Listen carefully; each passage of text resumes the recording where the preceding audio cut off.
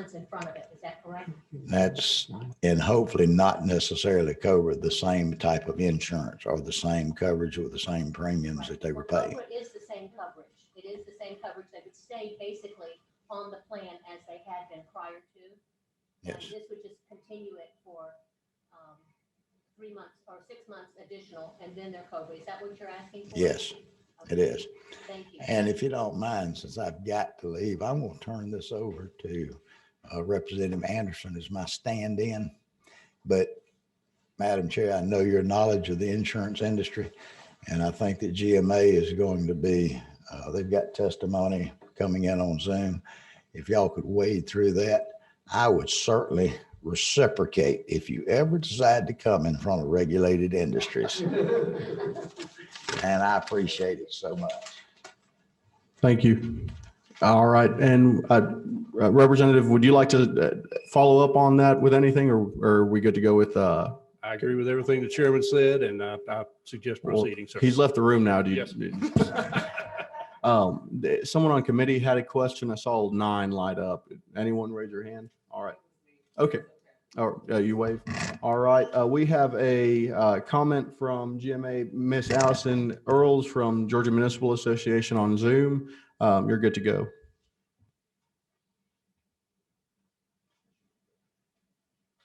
You just got to unmute yourself and you should be able to talk. Okay.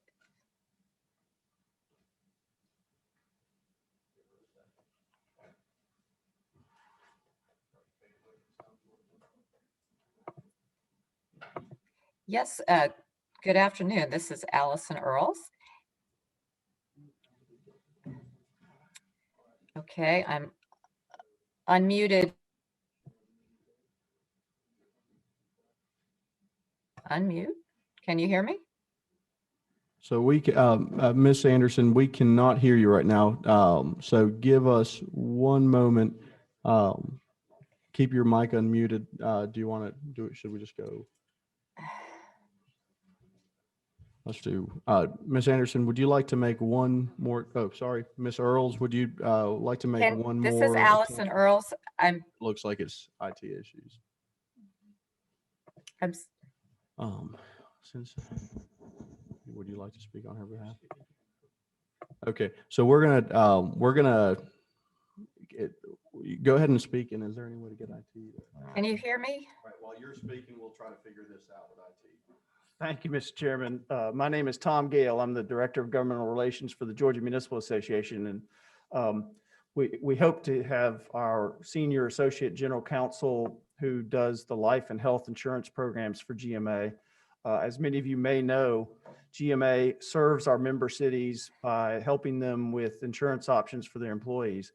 I wish Chairman Powell was still here. We had a conversation before this, but it's in our attorney's opinion that what he's trying to accomplish through this legislation is already something that is given to spouses of deceased employees as part of the current federal law and COBRA.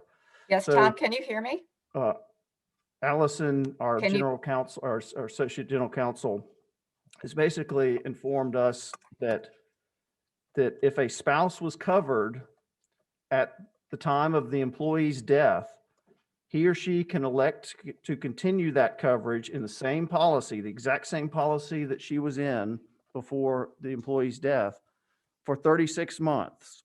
And she has the right to choose any policy available to other dependents as well. And a good example is if she were to give birth after the spouse's death, she can enroll that child too. And this is under the federal COBRA law. And I know Madam Chair Taylor's in the back of the room. She's very familiar with this area of the law.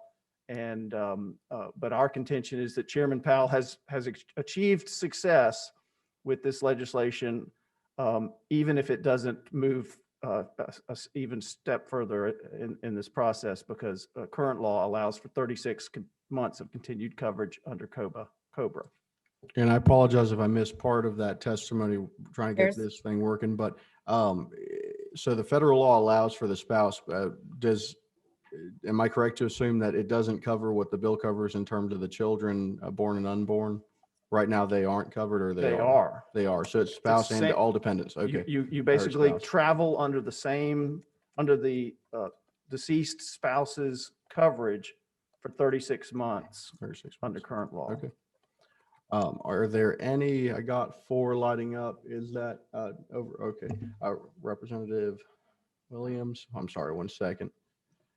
There you go. So my question is, if the officer didn't have family coverage when he died, it seems like COBRA is usually a continuation of what you've got, I thought. If he didn't have family coverage when he died, would he be eligible for family coverage under COBRA? Yeah, he would. Yeah, the chairman is. Okay. I mean, I had COBRA for 3 years after a divorce, and it was exactly the same policy. It just, yeah. Okay. Thank you.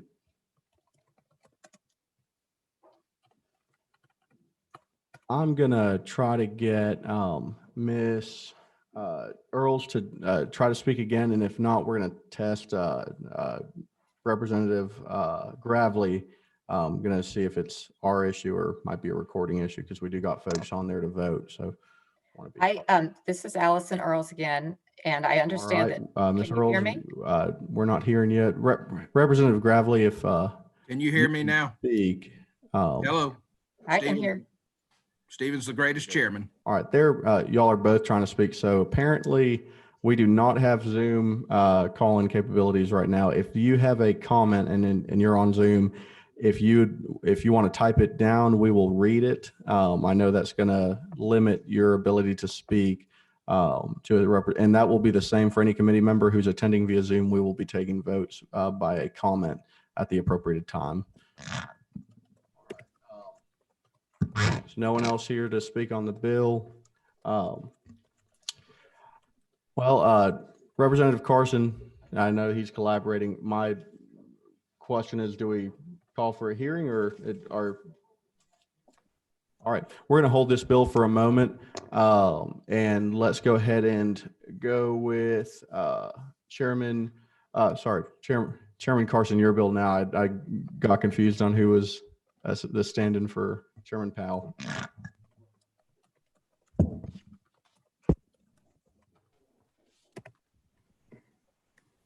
Thank you, Chairman. I would never want to be the one standing in for Chairman Powell. I don't think I could pull that off. Appreciate the committee's time. This is House Bill 383. This was brought to us by our friends from the Jewish community here in Georgia. What this is doing, I believe it was 2015 or 2016, we passed a anti-BDS statute, and that is boycott, divestment, and sanctions against the state of Israel. We basically put in statute that as a state, we're not going to entertain contracting with companies that embrace BDS, and that's why we call it the anti-BDS statute. What we're doing in this bill is we're narrowing the scope just slightly, and this has been endorsed by the American Jewish Committee. You'll hear from them in just a minute. But basically, we're tightening the scope just a little bit to make sure that this statute would stand up to any type of court challenge. We're not trying to onerously limit free speech here. We're just supporting our friends in Israel. You can see on lines 19 and 20, we're tweaking the definition in regard to Israel or licensed by Israel to do business in Israel. The main thing we're doing, though, is on line 31, and we're limiting our state anti-BDS contracting statute to contracts valued at $100,000 or more. And I know I had some concerns about, well, is that a little bit too high? Is that too low? In Title 50, as you know, the state has a requirement that items or contracts go out for bid for request for proposal for any contract for $100,000 or more. And so to the committee, to the chair, that's essentially why we chose 100,000. One, it's a material amount. Two, it's already in Title 50 in regard to being required for competitive bid situations. If I may, Mr. Chairman, there's a couple of people here to speak, including one of our House members, to talk to this measure, if that's okay. I'd like to pull up my friend from Dunwoody, Representative Mike Walensky, to talk to the bill. And I think you might have some others signed up to speak to the bill, Chairman. We do, and if you'd like to yield Representative Walensky to start those comments off. I would like to yield, sure. yes. Thank you, Chair. I know we all love a bipartisan bill, but yeah, thanks to Rep. Carson for having this bill. And as he said, this is just a clean fix. When this is the original intent of this bill when it went through committee the first time a long time ago. And some eager state representatives said, you know, we have such a great economic relationship with Israel that we don't want anybody speaking out. But this bill today cleans that up and broadens, because it's too specific. It's too harsh the way it is. And it broadens it to only contracts over $100,000. And if you look at remove sole proprietorships. So it's now only if you have a corporation and have a contract with state over 100,000 that you cannot do speak out against Israel in the ways this bill specifically says. So this is just cleaning up. And for those who want to speak out against Israel, we've heard a lot from them. And this actually broadens it. So those people should be for this bill. So it's a win-win for everybody. Thank you, Chair.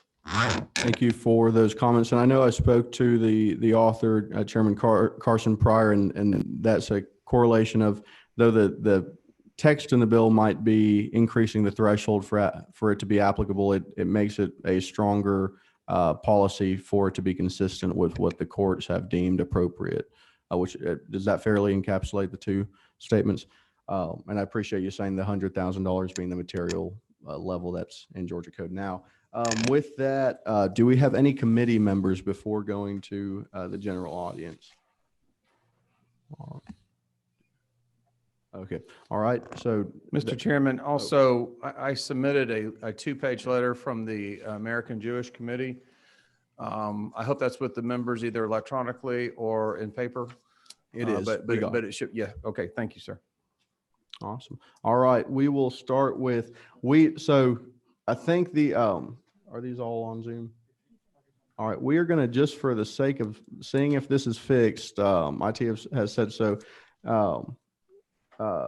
Miss, sorry, I'm not reading that correctly. Allison Earls?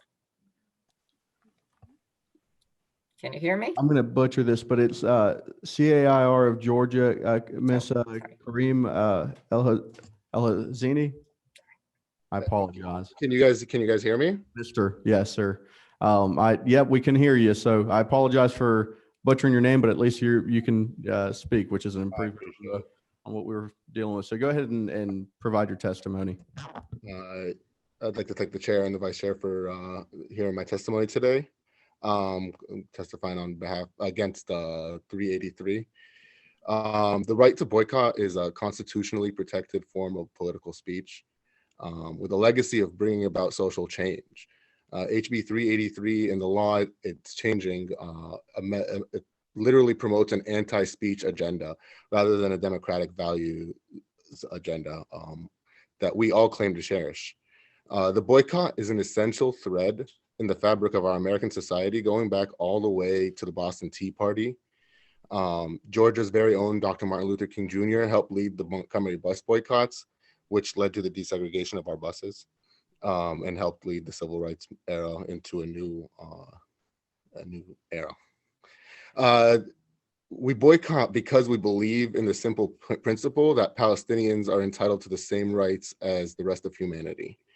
We must be vigilant in upholding First Amendment rights, especially with our history in Georgia. Boycotting and divesting from countries or companies that harm or violate human civil rights has been at the core of the American civil rights movement from the beginning, and the movement to bring down apartheid policies in South Africa, and the movement for Palestinian human rights. CARE Georgia opposes any legislation that abridges Georgians' constitutionally protected First Amendment rights to boycott. We believe that this change is an attempt to avoid the law itself from being overturned. First Amendment privileges should not be abridged or extended based on an arbitrary monetary amount, nor based on perceived validity of the protest of the speech itself. The proposed change in HB 383 is a direct result of a lawsuit that CARE and other partners filed on behalf of Abby Martin in 2020. Last year, Abby Martin's keynote address at the Georgia Southern University was canceled because she refused to sign an anti-BDS contract. The proposed change is simply a misguided attempt to avoid the law itself from being overturned, since its backers believe that Abby would no longer have standing to challenge the law itself, although clearly she still would be able to seek remedy, as she was already denied the opportunity to give her keynote address. While this proposed revision would not impact Abby's ability to collect damages, the original provision itself is still unconstitutional. The First Amendment privileges should not be abridged or extended based on arbitrary monetary amounts. And changing the amount of money in the contract doesn't change the fact that it still violates our constitutionally protected rights. And for similar reasons, J Street, a pro-Israel anti-BDS group, penned an amicus brief in support of our complaint. I would just like to finish by saying that it's quite ironic, one day after the 51st anniversary of the silencing of Malcolm X, that I stand here before you asking you not to silence us. Thank you. Thank you, Mr. El-Husseini. I appreciate it. There was a question, but I think it's been waived. So we're going to go ahead with Mr. Edward Mitchell. Yes, good afternoon, everyone. Can you hear me? We can. Wonderful. Thank you so much, Mr. Chair, Mr. Vice Chair, my fellow speakers. My name is Edward Ahmed Mitchell. I'm a civil rights attorney based here in Atlanta. I'm the former director of CARE Georgia, currently the deputy director of CARE National. I want to start by noting that my first job as a lawyer was as a prosecutor, and I raised my right hand and I swore an oath to defend the Constitution. And the First Amendment is a fundamental part of the Constitution. The First Amendment's guarantee of free speech is a fundamental part of the Constitution. And the guarantee of free speech includes the right to engage in boycotts. I want to ask you to vote against HB 383 for 3 reasons. Number one, the underlying law that we're talking about here, that we'd be amending, is unconstitutional. It is illegal. The reason that it's illegal is this: the original law requires Georgians who want to work for the state, whether they are going to be a teacher, whether they're going to be a public service worker, they've got to sign a contract, an oath, pledging that they will not boycott a foreign government in their personal life. In this case, that foreign government is Israel. The law allows you to boycott any government in the world: England, Saudi Arabia, China, Brazil, but you can't boycott one particular government, the Israeli boycott, if you want to work for the state of Georgia. That is unconstitutional for a few reasons. Number one, you can't ban Georgians from engaging in boycotts in their private life as a condition for working with the state. It's not allowed. If that was allowed, then Alabama could have barred African Americans who work for the state of Alabama from participating in the Montgomery bus boycott. The United States could have banned Americans who wanted to boycott the South African apartheid government from working for the federal government. None of those things happened because it would have been illegal. The other reason it's unconstitutional is that it's favoring one form of speech over another. So for example, because the law allows me as a lawyer to work for the state while boycotting, let's say, China, right? But not Israel, what our state is saying is that they are favoring one type of boycott over another, protecting one and not the other. And so the law is inherently unconstitutional. Now, the backers of this amendment, which would, the main change would be that they'd be raising the monetary amount, that instead of $1,000, you go up to $100,000. That doesn't change the constitutionality of the law at all. The only thing it does is make it harder to challenge the law. And that is why the Israeli government has encouraged Georgia legislators to pass this amendment. And that is why the bill supporters are encouraging this. It's not about making the law constitutional. It's about saving the law from a constitutional challenge.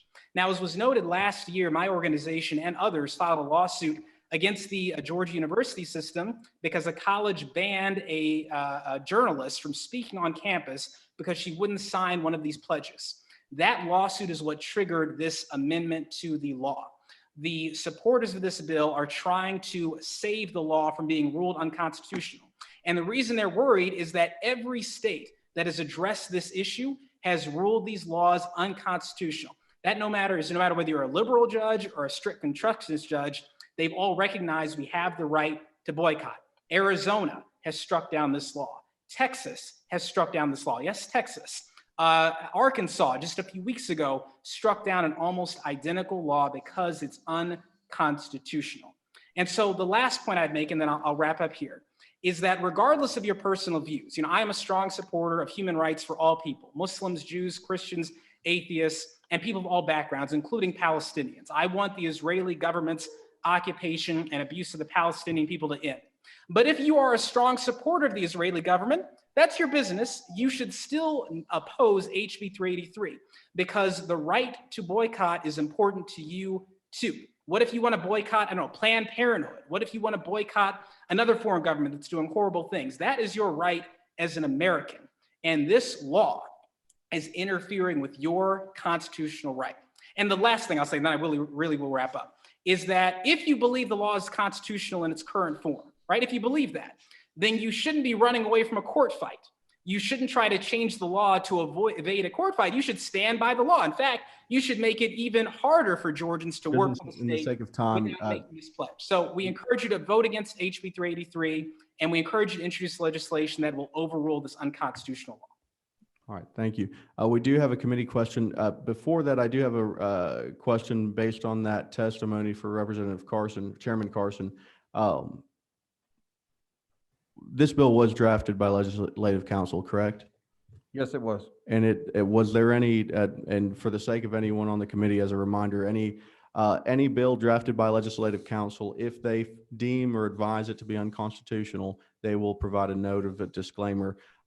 Like I think it was a term my grandfather would say, and I'm not an attorney, but I know how to pay a good one in the state of Georgia. We use taxpayer dollars to pay a Legislative Council to draft constitutionally eligible bills. Just want to make sure for clarification, there was no disclaimer of such. No disclaimer, written or verbal. All right, thank you. With that in mind, Representative Maynard, you had a question question for the testimony or in general? Question for whoever is an Sure, attorney go ahead. in the House. So I'm not an attorney, and to my understanding, this law, House Bill 383, is regarding corporations not being able to speak out against the state of Israel if they're trying to do a contract over a certain amount. I've received a lot of emails about this bill, and some of the witnesses today, as well as Representative Walensky, have broken the bill down to me. And a lot of the questions that people presented to me were freedom of speech for the individual. And so the question really is, well, there's got to be a difference between freedom of speech between an individual and a corporation. And so is there a such thing as a First Amendment right for a corporation? Yeah, and the answer to that is absolutely. I mean, corporations. If I may, Let me, sorry about that. Let me get, both of y'all can comment. Let me get the author first. Mr. Chairman, I'd like to defer to Mr. Dove Wilker in regard to that. I believe he is an attorney. And oh, no, he's not an attorney. Okay. We have Legislative I Council would- if you'd like. I would like to defer to Legislative Council as well. Yeah. All right, so we'll go with Legislative Council first, and Mr. Mitchell, I'll let you respond to that if you'd like. Who do we got for Legislative Council? Mr. Morelli, are you in? Yes, sir. Can you hear me? Yes, sir. To answer the last question that I heard, yes, the United States Supreme Court has held that corporations do have free speech rights. All right, thank you. Mr. Mitchell, would you like to respond? Yeah, I completely agree. That's absolutely right. A corporation does have the right to engage in free speech. A corporation does have the right to boycott. And it happens all the time. There are corporations right now that do not engage in certain practices because it violates the political or religious views of the owners of that corporation. They may not do business in certain countries because of the human rights violations committed by those countries. That's perfectly normal, and it's protected by the First Amendment. And so this issue of sole proprietorship versus individual, again, it doesn't fix the unconstitutionality of the law itself. The issue is the state can't economically punish Georgians, whether individuals or corporations, for engaging in a boycott in their private lives, in their personal business. All right, with that in mind, we're going to go ahead and I have Representative Brunel. Do you still have a question? Sure. All right, you should be live now. All right, thank you, Mr. Chairman. Representative Lewinsky said that this was a bipartisan bill. Why is his name not signed onto the bill? Okay, thank you. With that, we have Mr. Wilker in person. And just for the sake of of folks' time on the committee, not cutting you short, and I'm going to let you use your judgment, but as if folks can keep their testimony as brief as possible. Thank you. Mr. Chairman, Vice Chairman, thank you very much for having me here today. The purpose of the bill has been stated, but there's three primary goals that we believe will benefit the state of Georgia. Number one, this does not infringe on an individual or a corporation's right to free speech. That is one of the key elements of the changes that we're making. Number two, it's about ensuring that the state of Georgia receives the full benefit of the marketplace, which includes those manufactured in Israel. And number three, it allows the state to not be complicit in supporting the anti-Semitic BDS movement targeting a friendly nation like Israel. So with regards to the issue of free speech, I'd like to share a very brief example with y'all. If a contractor had a contract to provide medicine for state prisons or hospitals, it cannot boycott the Israeli-owned generic drug company Teva Pharmaceuticals, insofar as that firm were seeking medicines to fulfill its contractual obligations. But the firm would be free not to buy Teva products for its own infirmary. So it's about the contracts that companies are engaging with the state versus what they would be doing as individuals. Those are the changes that we are making. That is why the threshold is the minimum amount for an RFP. That is why it's about the size of the companies. It's not about individuals or sole proprietorships. It is intended to focus solely on what benefits the state as a whole. All right, thank you. And we're going to go ahead. Is there any questions for, thank you for coming. Thank you very much. We have two more individuals who are speaking. Actually, one more, it looks like, online.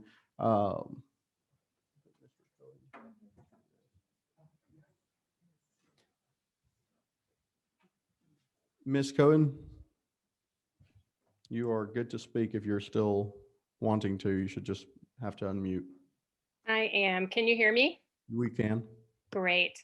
So my name is Elise Cohen. I'm part of, or a member of Jewish Voice for Peace in Atlanta. That is not the only affiliation I have. So a couple things I would like to say is that HB 383 is an attempt, as Edward Mitchell had said correctly, to correct an ill-advised statute enacted 5 or 6 years ago, and that original statute should be repealed, not patched up. Perhaps this current Band-Aid effort is the result of the litigation that we were just talking about. But HB 383 is, again, an unconstitutional burden on the freedom of speech of individuals and corporations. It prohibits an individual or corporation from doing business with the state of Georgia if they're choosing not to do business with Israel or Israeli companies. It also invites lawsuits to the state of Georgia, and who are going to claim that their First Amendment rights are being trampled for one reason or another, and this does not benefit the state of Georgia. The whole bill shouldn't be amended. It should be discarded because it's anti-free speech, as we have heard before. It also prevents people from doing business with Georgia just because they have a difference on a matter of conscience, and again, a right to free speech. This bill is similar to ones that were passed nationally. And again, as people have said, it directly contradicts First Amendment rights of free speech. It's deeply anti-democratic. And that the right to boycott is constitutionally protected form of political speech with a legacy here, as has already been said. I do want to add that when I think about this, I urge that our legislators should be in the business of protecting our rights, not punishing individuals or corporations for exercising our democratic rights. Additionally, they concern values of accountability, which should be all of our concerns, no matter where you sit on the political spectrum. The claim is that Israel must be protected because Israel is a friend, and I even heard that today. However, when a friend continues to do things that are illegal, harmful, and detrimental to others, being a friend means supporting their accountability and an end to this damaging and unlawful behavior. So these companies are acting on values that include human rights and often have stakeholders that have worked years to make these companies accountable on a range of issues. Georgia should want to engage these companies who care enough to speak about such values, which only makes Georgia better on the map, looking better on the map throughout the US and internationally. As we heard, the Supreme Court has affirmed that these are unconstitutional. We've heard about the Eighth Circuit just reaffirmed this just last week. So even as the law changes the language, the core of the attack on the First Amendment rights remains that boycott is constitutional. It's a right. It's an important form of free speech. It's protected by the First Amendment. And if there was more time spent trying to get Israel to be a friend who acts more responsibly, then there wouldn't be a need for boycott, divestment, and sanctions. Our legislators should be supporting a movement to end the harmful practices and policies by Israel. Upholding free speech and First Amendment rights in Israel is one way to do so. And I really want to urge that legislators in Georgia be known for supporting First Amendment rights to free speech rather than ongoing human rights violations and this patching up, while it also legitimizes Israeli settlements. Wrap up your testimony just for the sake of time. Absolutely. Thank you. I just want to urge again to support this, to support a rejection of this and not use it as a patchwork, but actually address the underlying issues. Thank you for the time. All right, thank you. I'm guessing there's a quick question from Representative Maynor. If you could be brief. Okay, very brief.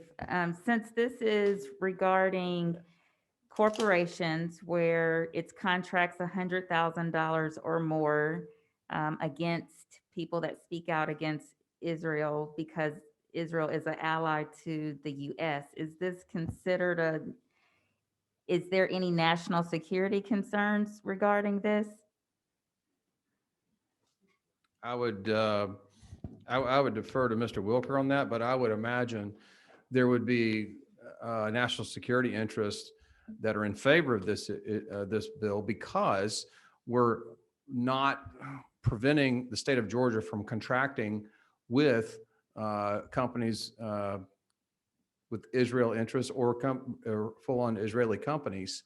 We have the full benefit of the full market in regard to procurement and so forth. So to the extent that national security is dependent on Georgia contracts, which I don't know it is, this bill will allow us the full benefit of contracting also with Israeli companies. I'd like to respond too, if I could. 20 seconds, if you don't mind. Sure. Just again, no matter what changes are made, the law is still unconstitutional because it's punishing boycotts against one country. Okay. I think that statement's been made, so I'm going to respectfully. Okay, so then I'd love to comment about what was just asked about security concerns, and it doesn't really make sense in terms of security concerns because the country of Israel, whether or not there are corporations that are boycotting Israel and make a decision based on their human rights records and accountabilities as a corporation, that's actually something that we do need to support, and that brings us more security as we support human rights issues around the world. Thank you. Representative Williams, do you have a motion? Mr. Chairman, in the interest of time, we have other committees. I think everybody's pretty much made up their mind based on the compelling testimony. At the proper time, I'd like to make a motion. It's the proper time. Move due pass. We have a motion to move due pass. Is there a second? There's a second. All in favor, please indicate in the room by saying aye. All opposed in the room indicate by saying nay. All right, and Zoom, if you'd like to unmute and state in favor with your name. Is there any on Zoom? All in favor? I think it's just, is it Representative Gravely? Representative Gravely, would you like to vote? All right, so there's one abstained. Vote in favor. All right, thank you. With that, the bill passes. Thanks. Thank you, Mr. Chairman, members of the committee. All right. We're going to go ahead and move back to, well, do you know is Chairman Powell going to be here or not based on, okay, so it's fine to go ahead and move back to his bill. You're good with shepherding that. We're going to go ahead and move back to House Bill. Oh, yep. What's your number over there? Madam Chair. Number 11. If you wouldn't mind, I would like to work with Chairman Powell over this and see if we can add it on to the front, work on the wording a little bit and bring it up next week. Your perspective is better than mine. So we'll table that till next week. And with that, House Bill 435, Representative Anderson. Thank you, Mr. Chairman. And this time I'm here for me. So I bring to you today House Bill 435, that's LC 47-0789. This bill is intended to propose a revision to section 36-91-22 in the code, which basically addresses contracting and bidding requirements for public works projects. In a nutshell, what we're doing is we're giving local government agencies another tool that they can use in either disaster relief or economic development opportunities by allowing them on projects that are over $100,000 expenditure to utilize contractors that have already been through the state bidding process or through a national cooperative purchasing program. This is an exempt those contractors from having to go through yet another bidding process. It can shorten the time of a project and potentially make or break an economic development opportunity or shorten the time for disaster relief. With that, I'll address any questions. There's a question on 4. All right, go ahead. I'd like to, so it refers to code. It refers to a code section. I don't have the code book here with me. I was wondering if Legislative Council can talk about what that section says, 369122, what it actually says relating to exceptions.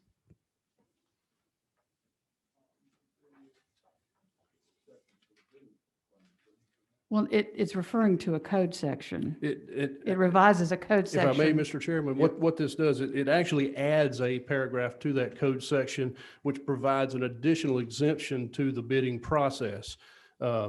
We do have some resources here in-house if we need either.